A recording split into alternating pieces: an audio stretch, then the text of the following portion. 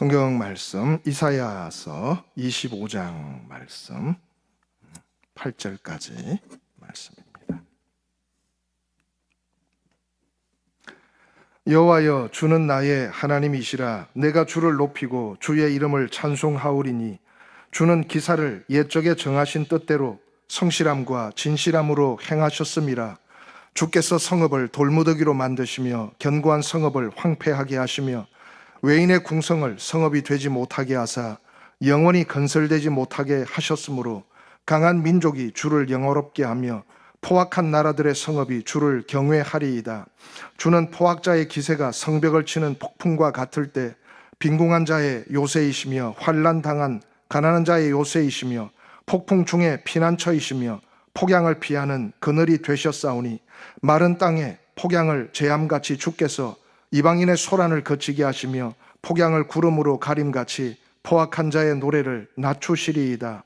만군의 여호와께서 이 산에서 만민을 위하여 기름진 것과 오래 저장하였던 포도주로 연회를 베푸시리니 곧 골수가 가득한 기름진 것과 오래 저장하였던 맑은 포도주로 하실 것이며 또 이 산에서 모든 민족의 얼굴을 가린 가리개와 열방 위에 덮인 덮개를 제하시며 사망을 영원히 멸하실 것이라. 주 여호와께서 모든 얼굴에서 눈물을 씻기시며 자기 백성의 수치를 온 천하에서 제하시리라. 여호와께서 이같이 말씀하셨느니라. 아멘. 기도하겠습니다.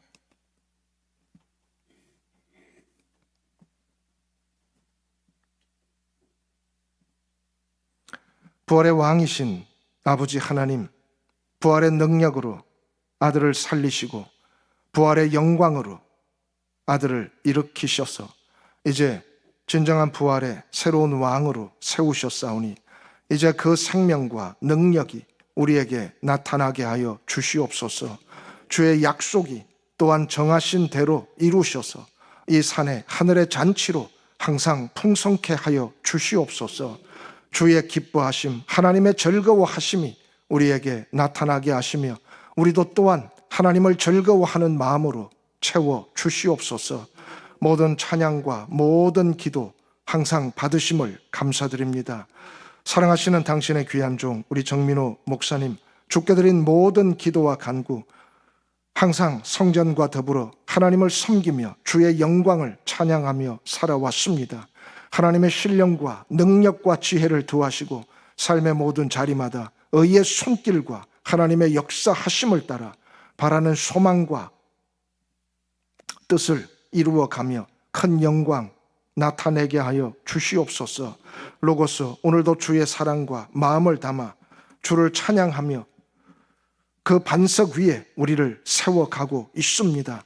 우리 모든 삶에 주의 든든한 손길로 역사하여 주셔서 좋은 열매로 기쁨 되게 하여 주시옵소서. 이제 우리가 주의 말씀을 듣습니다. 정하신 대로 이루시는 역사가 우리 가운데 임하게 하시고 그 영광으로 우리의 영혼이 즐겁게 하여 주시옵소서. 우리 주 예수 그리스도 이름으로 기도하옵나이다. 아멘.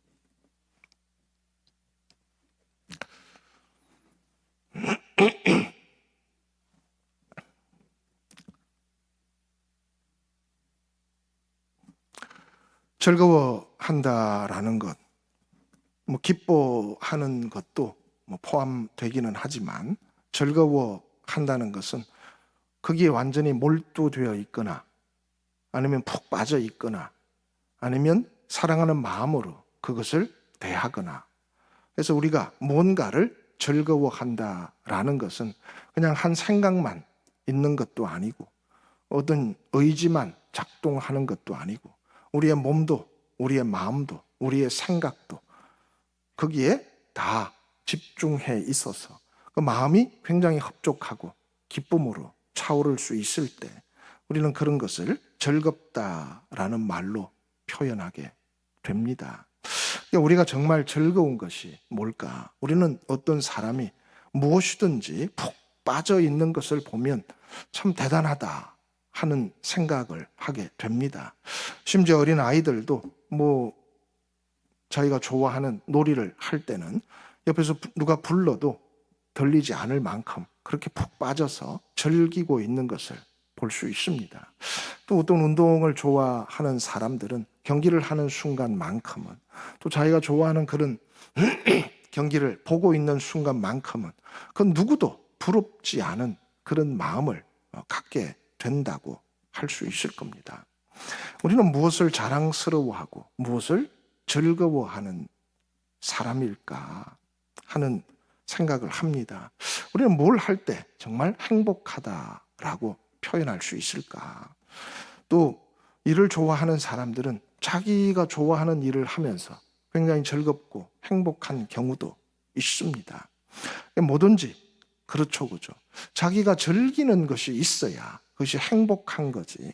그저 행복해야 한다고 말한다고 해서 행복이 저절로 찾아오지는 않을 겁니다.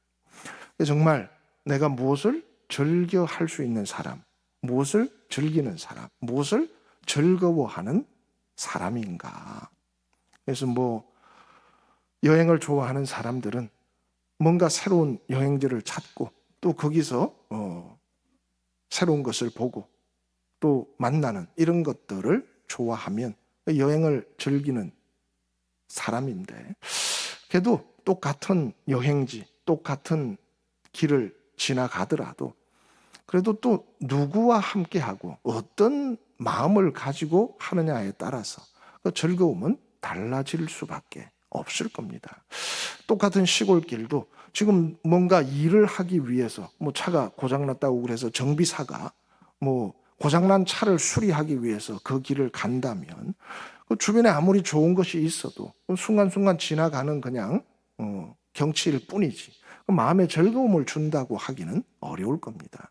그러나 그 똑같은 시골길을 정말 몇 년 만에 가족들이 시간을 내서 그 동네 펜션을 예약해가지고 들어가는 그런 길이라면 정비공이 그 길을 찾아가는 것과는 전적으로 다른 그런 감정을 가질 수밖에는 없을 겁니다.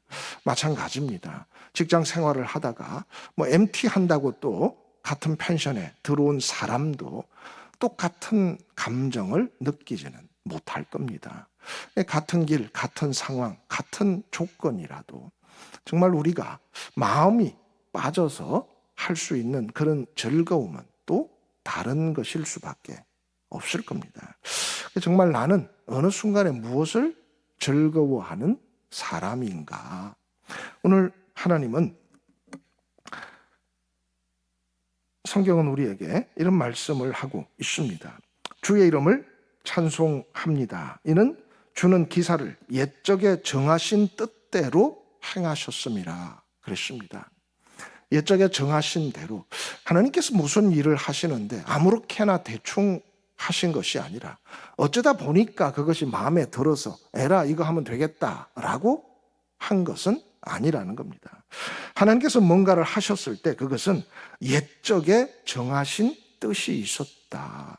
뭔가 약속한 것이 있었다. 뭔가 계획한 것이 있었다. 그것이 그대로 성실함으로 진실함으로 이루어졌을 때 정말 우리가 이것을 찬송한다. 찬양한다. 하나님은 전능하셔서 그 순간순간 모든 것이 적확하고 가장 좋은 것을 만들고 찾아내실 수 있는 분이지만 또 그런 방식으로만 일하시는 분이 아니라 옛적에 뭔가를 정하시는 분이고 미리 어떤 일을 계획하시는 분이고 그리고 정한 대로 그 일을 이루어 가시는 것이 하나님의 속성 중에 또 하나라는 겁니다. 여호와 나의 하나님, 내가 주를 높이고 그 이름을 찬송하는데 가장 먼저 나오는 찬송, 그것은 하나님께서 그저 이런 일을 하셨다라는 것이 아니라 옛적에 정하신 뜻이 있는데 정말 우리가 그 뜻을 알고 기다리고 있었는데 그 뜻대로 이 일을 이루셨다 하는 것을 찬양하고 있습니다. 만군의 여호와께서 이 산에서 만민을 위해서 기름진 것 오래 저장하였던 포도주로 연회를 베푼다. 골수가 가득한 오래 저장한 맑은 포도주 그랬습니다.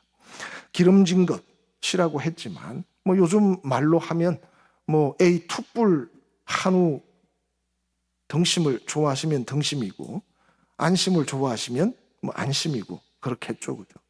최상품 고기와 최상품 음식과 최상품 그런 포도주. 주님은 가나의 혼인 잔치에서도 당신이 만드시면 어떠할 수 있는지를 보여주신 적이 있습니다. 회당장이 어떻게 이렇게 좋은 것을 마지막까지 숨겨두었다가 내놓았을까? 그렇습니다. 당신이 뭔가를 선물하실 때는 항상 최상품, 가장 좋은 것을 주려 하신다는 거죠. 그죠? 오늘도 말씀하고 있습니다. 기름진 것, 골수 가득한 것. 단순히 지방질이 많은 그런 것이 아니라 요즘 말로 하면 가장 좋은 최상급 등급의 고기와 야채와 모든 식재료들을 총동원해서 잔치를 베푸신다고 알려주고 있습니다. 올해 가득한 포도주, 맑은 포도주, 가장 질 좋은 특상급의 그런 포도주와 음료와 마실 것으로 당신의 잔치를 예비하신다고 우리에게 알려주고 있습니다. 자기 백성들을 위해서 이 모든 것을 준비하시는 분, 잔치 열고 연회를 베푸는 것을 즐겨하시는 분이, 그런데 이것이 임의로 그냥 오늘 기분이 좋아서 하는 것이 아니라 옛적에 정하신 뜻이 있어서 그 모든 대적들을 물리친다. 그렇습니다. 이 산은 옛적에 모세가 하나님을 만났던 불붙는 그 산과도 같지 않고 옛 예루살렘 성전이 서 있던 그런 시온과도 같지 않고 다시 하나님께서 만민을 위해서 잔치를 베푸실 그런 산으로 우리에게 알려주고 있습니다. 그곳은 새로운 예루살렘이고 새로운 시온이라 하나님께서 돌아오셔서 진리의 성읍이라고 할 것인데, 이 산은 모든 산들 위에 굳게 서게 될 것이다. 그렇습니다. 그 산들은 단순히 옛 영광을 자랑하는 그런 예루살렘의 산도 포함되어 있는 것이고, 옛적에 하나님께서 나타내셨던 그 영광에 취해 있는 시내산이나 호렙도 마찬가지일 겁니다. 하나님께서 다시 이 산에 오시면 모든 산들 위에 굳게 설 것이고 모든 민족들이 그리로 몰려가게 될 것이다. 전적으로 새로운 소식이 증거될 뿐만이 아니라 전적으로 새로운 역사가 나타나게 됩니다. 그런데 하나님께서 하시는 일들은 그렇습니다. 오늘도 성읍을 돌무더기로 견고한 성읍을 황폐하게, 외인의 궁성을 영원히 성읍되었지 못하게, 포악자의 기세가 이제는 더 이상 힘을 쓰지 못하도록 빈궁하고 환난 당하고 폭양을 피하는 자의 그런 그늘이 되셨다. 그랬습니다. 다윗은 하나님은 나의 목자라고 표현하고 있습니다. 주님도 선한 목자라고 당신을 표현하고 있습니다. 하나님은 나의 목자시다. 주님은 선한 목자시다. 선한 목자는 이런 양을 찾으러 다닌다. 99마리가 있어도 양 하나를 잃으면 찾을 때까지 찾고 찾아서 마침내 찾으면 기쁨으로 잔치를 벌이시는 분이다. 그렇습니다. 목자라고 하는 것, 그렇게 우리가 흔하게 그냥 목동, 나팔 부는, 피리 부는 그런 목동을 생각하지만, 다윗을 통해서 우리가 여호와는 나의 목자시다라고 고백했을 때 다윗을 통한 그 목자의 고백은 뭡니까? 사울 왕 앞에서 다윗은 고백하고 있습니다. 제가 목동이었을 때, 제가 목자로 살 때 저는 양을 구하기 위해서 사자와도 싸웠고 곰과도 싸웠습니다. 늑대 이빨 속에서 어린 양을 구해왔고 사자의 발톱 아래서 내 양을 찾아왔습니다. 그렇습니다. 그 목동, 목자는 단순히 연한 양들과 어린 양들과 순한 양들과 함께하는 힘없은 나약한, 연약한 그런 목자가 아니라는 겁니다. 외부의 그 어떤 포악자들, 포식자들, 외부의 그 어떤 견고한 성읍도 능히 무너뜨리고 이길 수 있을 만큼 강한 힘을 가지고 있는 자가 목자이기도 하다는 겁니다. 그는 늑대도 이리도 두려워하지 않을 뿐만이 아니라 심지어는 곰도 사자도 두려워하지 않고 오히려 그것들을 물리치고 이겨서 그의 이빨 안에서 그 발톱 아래서 자신이 지켜야 될 그 양을 끝내 지켜내는 참 강인한 사람이 목자이기도 하다는 겁니다. 목자들이 볼 때는 그 주인이 참 순해서 그냥 뭐 들이받아도 엉겨도 넘어지면서도 제재를 가하지도 그렇다고 뭐 폭력을 휘두르지도 그렇다고 험악한 얼굴을 짓지도 않아서 아유 우리 주인은 뭐 저렇게 부드럽기만 한가 보다 연약하기만 한가 보다 하지만 사실은 양을 향한 따뜻함과 마음과 자비로움이 있어서 참고 견디고 그럼에도 불구하고 또 치료하고 고치고 선한 마음으로 맑은 시냇물 푸른 초장으로 인도하고 또 이끌고 가기는 하지만 그러나 그 목자는 그냥 선하고 그냥 부드럽고 그냥 약한 사람만은 아니라는 겁니다. 하나님은 목자는 우리에게 목자라고 하시는 그분은 누구보다 강한 힘을 가지고 있고 누구보다 든든한 그런 강력함을 소유하고 있고 그 어느 것도 그를 당하거나 이길 자가 없는 분이 또 우리의 목자이기도 하시다는 겁니다. 그렇습니다. 포악자의 기세가 성벽을 치는 폭풍 같아도 두려워하지 마라. 우리의 목자는 빈궁한 자의 요새가 되실 것이다. 환난 당한 자의 요새가 되실 것이다. 폭풍 중에 피난처가 되고 폭양 중에 그늘이 되실 것이다. 그 모든 것을 제하셔서 너희들의 평안이 되고 너희들의 위로가 되고 너희들의 안식처가 되고 쉼터가 될 것이다. 그렇습니다. 오히려 높은 군대, 땅의 왕들을 벌하시고 성읍들을 돌무더기로 만들고 황폐하게 만드는 천하무적의 절대적인 힘을 가지고 진정한 왕이 되실지라도 그래도 당신의 백성들, 주의 자녀들을 위해서는 한없이 참으시고 너그럽고 부드럽고 자애로운 그런 모습으로 우리에게 다가오시는 것을 알려주고 있습니다. 그렇습니다. 그래서 여호와는 나의 하나님, 나는 주를 찬양할 것이다. 정말 말씀하신 대로 옛적에 기록하신 대로 당신이 정하신 그 뜻대로 우리의 모든 대적들을 물리치시고 우리에게 생명을, 우리에게 평안을, 우리에게 승리를 주시는도다. 그렇습니다. 이 산에서 만민을 위하여 기름진 것, 정한 것, 깨끗한 것, 맑은 포도주로 잔치를 베푸실 것이다. 그렇습니다. 이제 이 산은 단순히 유대인들을 위한 육적 이스라엘을 위한 그런 산은 아닙니다. 그래서 이사야는 옛 신의 산도 아니고 단순히 예루살렘 성전이 서 있는 시온도 아니고 이 산이라고 하는 또 다른 한 산을 우리에게 가르치고 있다는 겁니다.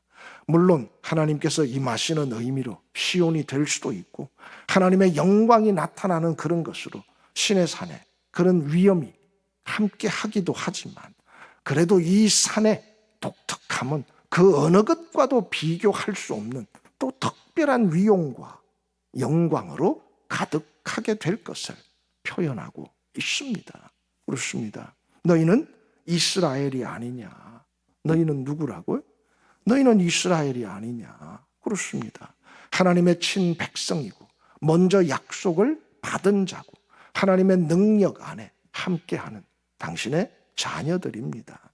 그러나 그 이스라엘은 이제 온전히 그것을 자기 자신만의 것으로 누리려는 자들이 아니라 그렇습니다. 애굽 중앙에 하나님의 성소는 애굽과 아수르를 이어가는 시온의 대로가 나타날 것을 말씀하고 있습니다. 이 또한 하나님께서 옛적에 이미 기록해 주신 당신의 약속이고 명령이고 말씀입니다. 그렇습니다. 만민이 그 잔치에 참여하는 길이 열릴 것이다. 그렇습니다. 애굽에서도 아수르에서도 돌아올 수 있는 시온의 대로가 형성될 것이다. 그렇습니다. 단지 우리만 숨어서 다니는 언제까지나 좁고 협잡한 길이 아니라 이제는 모든 만민에게 하나님의 영광이 함께 할 수 있는 위대한 새로운 길이 열릴 것이다. 그렇습니다. 너희는 마땅히 시온의 대로를 수축하라. 다시 건설하라. 그 길을 확장하라. 그렇습니다. 부활의 영광을 맞이한 사람, 이제는 생명이 사망보다 더 큰 힘을 갖고 있다고 확인한 사람, 그렇습니다. 그렇지 않습니까?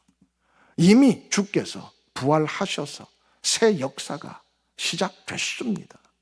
단지 죽는 것이 끝이 아니라 그보다 더 큰 힘이 있고 그 부활의 능력이, 부활의 생명이 더 강력하다는 것을 확인한 사람들에게 주님은 말씀하셨습니다. 이제는 땅끝까지 가라. 땅끝까지 하나님의 복음을 전하라. 그렇습니다. 더 이상 사망이 우리를 다스릴 수 없고 더 이상 죽음의 세력이 우리의 삶을 더 크게 잠식할 수 없다. 새로운 힘이, 새로운 생명이 우리에게 펼쳐졌고 하나님께서 우리와 함께 하실 것이다. 그러나 그 징표를 얻은 사람들은 이제는 자기 안에서, 그 다락방 안에서만 머무는 사람들이 아니라 만민을 위하여 예비하신 것이다. 그렇습니다. 가라. 사거리로 나아가서 누구든지 지나가는 모든 사람들을 데리고 와서 이 잔치 자리를 채우라. 그렇습니다. 그냥 비워두라. 오지 않는 사람들이야 어찌 하겠냐. 좀 자리를 축소하자. 그런 것이 아니라 하나님은 이미 정한 뜻이 있습니다. 아들을 위한 그 잔치, 혼인 자리를 채우시겠다는 계획을 세우셨고 모든 것을 준비하셨습니다. 나가라. 누구든지 데리고 와라. 이 잔치 자리는 채워져야 한다. 그렇습니다. 당신이 그렇게 정하셨으면 오늘 이 찬양처럼 기사를 옛적에 정하신 뜻대로 행하시고 이루시리라 하신 것처럼 잔치자리를 채워가시는 당신의 의지와 그 말씀도 이루어지리라고 믿습니다. 그렇지 않습니까? 그렇다면 우리는 정말 우리가 이스라엘인 이유가 뭡니까? 너희는 제사장 나라가 아니냐? 너희는 내 백성이 아니냐? 그렇습니다. 하나님의 영광을 품고 사는 자, 하나님을 만난 기쁨을 알고 있는 자, 그렇습니다. 느헤미야는 알려줬습니다. 하나님의 말씀이 전해졌을 때, 야, 그들은 왠지 아팠고, 왠지 울지 않을 수 없는 그런 마음이 생겨서 다 울고 있었습니다. 느헤미야는 올라섰습니다. 울지 마라. 오늘은 성일이다. 우리의 진정한 힘은 하나님을 기뻐하는 것이다. 좋은 것을 먹고 즐겁게 마시고 함께 나누고 하나님을 기뻐하는 우리의 모습을 나타내라. 그렇습니다. 하나님을 기뻐하는 것, 하나님을 즐거워하는 것이 우리의 힘이 아니냐. 그렇습니다. 잔치를 베푸시는 하나님과 함께 하는 것. 잔치를 베푸시는 그 마음에 동참하는 것. 이런 양 하나를 찾을 때마다 잔치를 여는 당신의 역사와 함께하는 그 중심. 그래야 만민을 위한 하나님의 잔치에 우리도 함께하는 무리가 될 수 있을 겁니다. 그렇습니다. 애국과 아수르를 잇는 시온의 대로가 건설될 것이다. 그렇습니다. 혼자 근근히 믿어 갈 때는 언제나 좁고 협잡한 길입니다. 그러나 길이 있음을 알게 되는 사람들은 야, 정말 이것이 하나님께서 오시는 길이구나.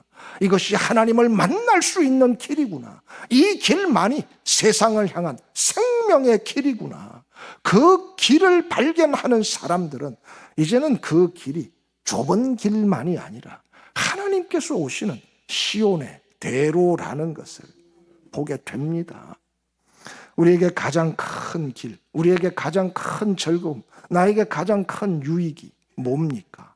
나의 성공을, 나의 기쁨을, 내가 좋아하는 것을, 내가 욕심내는 것들을 얻을 수 있는 그런 길도 우리가 추구하고 우리가 찾아가는 그런 길일 수 있습니다.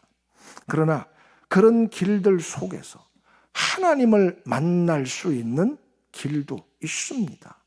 하나님이 찾아오시는 그런 길도 있습니다. 만약에 우리가 정말 내가 나아가고자 하는 모든 길 중에, 내가 찾아내는 모든 길 중에, 내가 걷는 모든 길 중에 하나님이 오시는 그 시온의 길이 제일 큰 길이라면 복된 사람들이 아니겠습니까? 그렇지 않습니까? 하나님이 오시는 길이 나에게는 가장 크고 귀한 길이다. 가장 놀랍고 밝고 환한 길이다.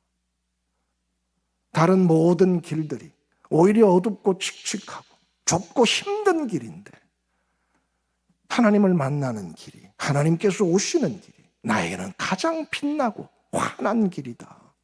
그런 사람들이 당연히 가장 복 있는 사람, 행복한 사람들이 아니겠습니까? 그렇지 않습니까? 성공을 위한 길이, 명예를 위한 길이, 또 뭔가를 얻어내는 길이 더 크고 좋다면 언제나 하늘의 길은 좁고 협잡할 수밖에 없을 겁니다. 그러나 하나님을 기뻐하는, 하나님을 즐거워하는 마음이 있으면 그 길은 새롭게 나타날 수 있습니다. 어떤 친구가 학교를 다니는데 비행기를 타고 다녔답니다. 황당하기도 하고 놀랍기도 하고 학교 합격해가지고 학교를 다니려고 하는데 옆에 하숙집을 알아보니까 임대료가 너무 비싼 거예요. 임대료가 그냥 몇백만 원 나왔던 거죠. 한 4,500 정도 나왔나 봐요. 한국 돈으로. 그래서 얼리버드 해가지고 일찍 비행기 표를 예매하니까 하숙비가 월 500만 원이면 이 비행기 타고 다니는 비용은 한 100만 원 정도밖에 안 나왔답니다. 그러니까 에라 그냥 비행기 타고 다니자. 그렇게 해가지고 6시 반 비행기를 타려면 3시 반에 일어나야 된대요. 3시 반에 일어나가지고 세수하고 준비해가지고 비행장까지 또 차로 가서 비행기 2시간 타고 날아가서 거기서 또 전철역까지 이동해가지고 학교에 10시 수업을 듣고 또 저녁에 수업이 끝나면 또 거꾸로 밟아서 또 집에 오고 아침에 또 3시 반에 일어나서 그 웬만히 미친놈이 아니면 그거 하겠습니까? 근데 하루도 빠지지 않고 지각하지 않고 졸업식 할 때 누가 물어봤답니다. 아유, 이런 기회가 있으면 또 이렇게 하겠습니까? 그랬더니 이렇게 할 수 있었던 게 기적입니다. 그렇게 얘기를 했다고 합니다. 뭔가 그래도 하고 싶고 그것이 자신에게 즐거우니까 하루도 안 빠지고 일어나서 그 힘든 강행군을 할 수 있지. 웬만한 마음 같으면 그게 되겠습니까? 진짜 즐거워하는 것은, 그래서 단순히 기뻐하는, 단순히 의지를 가지고 일으키는 그런 것만으로는 안 되는 겁니다. 아무리 강력한 의지가 있어도 어려운 겁니다. 우리를 향하신 하나님의 마음도 마찬가지입니다. 내가 정했으니까 어쩔 수 없지, 그냥 부들부들 떨면서 하신다면 이토록 오랫동안 우리를 향한 마음을 지켜서 끝까지 이루어 가시지는 못할 겁니다. 그러나 이런 양을 사랑하는 마음, 지켜야 하겠다는 그 기쁨, 그리고 그 양떼를 보면 즐거움이 솟아나기 때문에, 야, 너희를 보면 내가 너무 기뻐서 노래하지 않을 수가 없다. 너희를 만나면 내 즐거움이 샘솟아서 견딜 수가 없다. 그렇습니다. 진정한 즐거움은 사랑이 있어야 되는 거죠. 그죠? 사랑하는 마음이 있어야 진짜 즐거움이라고 표현할 수 있을 겁니다. 너희를 볼 때마다, 너희를 만날 때마다, 너희를 생각하기만 해도 내 마음이 얼마나 즐거운지, 얼마나 행복한지, 얼마나 기쁜지 너희는 알지 못하느냐. 우리도 마찬가지일 겁니다. 사랑이라고 하는 것.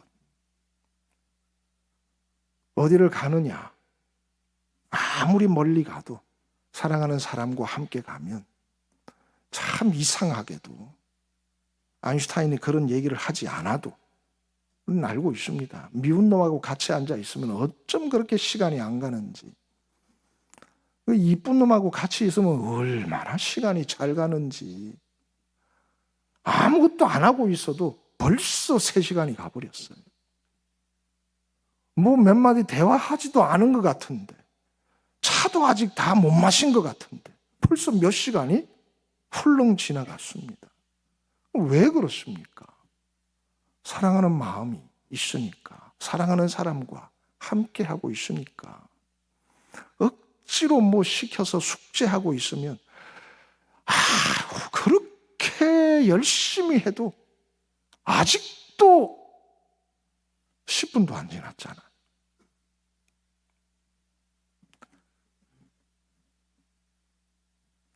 사랑하는 마음이 있으면 라면 하나를 먹어도 진수성찬보다 나은 거고, 사랑하는 사람과 함께하면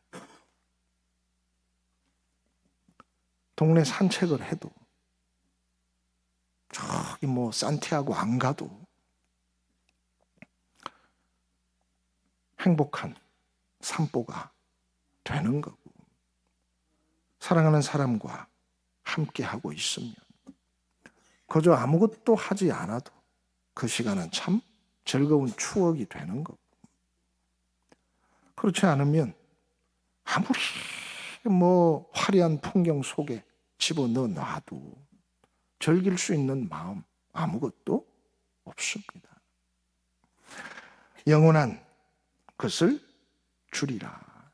그 영원한 생명, 영원한 기쁨, 영원한 즐거움의 비결은 사랑밖에 그 외에 더 뭐가 있겠습니까? 주님이 우리를 사랑하시기 때문에 하나님을 즐거워하라, 하나님을 기뻐하라. 그것이 우리의 힘이다. 하나님께서 우리를 자랑스러워 하시기 때문에 하나님을 자랑스러워하라. 그것이 우리의 자랑이다.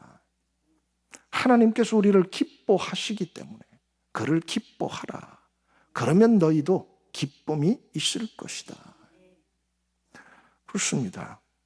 그 사람이 아무리 나를 혼자 짝사랑하고 있어도 그 짝사랑이 나한테 기쁨 되기는 어렵잖아요. 그렇지 않습니까? 짝사랑을 얼마나 하고 있는지 내가 어떻게 알아? 사랑이, 서로 사랑이 돼야 정말 제대로 기쁨과 즐거움을 누릴 수 있습니다. 하나님 혼자 짝사랑을 너무 오래 하셔가지고 하시는 말씀이 그런 겁니다. 너무 혼자만 하시다 보니 나는 너희를 보면 너무 기뻐서 노래가 나오는데, 나는 너희를 보면 너무 즐거워서 어쩔 줄 몰라 하는데, 너희는 그냥 내가 들어올 때마다 손에 뭐가 들려있나 그것만 쳐다보는 것 같다. 오늘은 사과 한 봉다리라도 사오나, 과자 한 봉다리라도 사오나, 장난감이라도 하나 들고 오나, 그것만 쳐다보고 있는 것 같다. 그러나 정말 함께 즐거워할 수 있는 것은 짝사랑을 바라보고 있는 것이 아니라, 우리도 사랑할 수 있을 때, 함께 사랑할 때 영원한 생명의 즐거움이 영원히 우리와 함께하게 될 겁니다. 준비는 다 하셨습니다. 오래 저장한 포도주, 골수 가득한 기름진 것, 모든 것을 완비해서 말씀대로 모든 것이 준비됐습니다. 그 즐거워하는 마음이 느헤미야의 명령처럼, 그것이 예배고, 그것이 우리의 믿음이고, 그것이 우리의 삶의 중심이라고 말할 수 있을 겁니다. 하나님을 즐거워하는 마음으로 당신이 얼마나 즐거워하시는지를 함께 느껴갈 수 있는 그런 귀한 심령들 다 되시기를 주님의 이름으로 축원합니다. 기도하겠습니다. 주의 즐거운 마음이 우리도 화답할 수 있을 만큼 우리의 마음에 당신의 구원과 당신의 보살핌과 당신의 그 사랑이 흘러 넘치도록 함께 하심을 믿습니다. 우리 주 예수 그리스도 이름으로 기도하옵나이다. 아멘.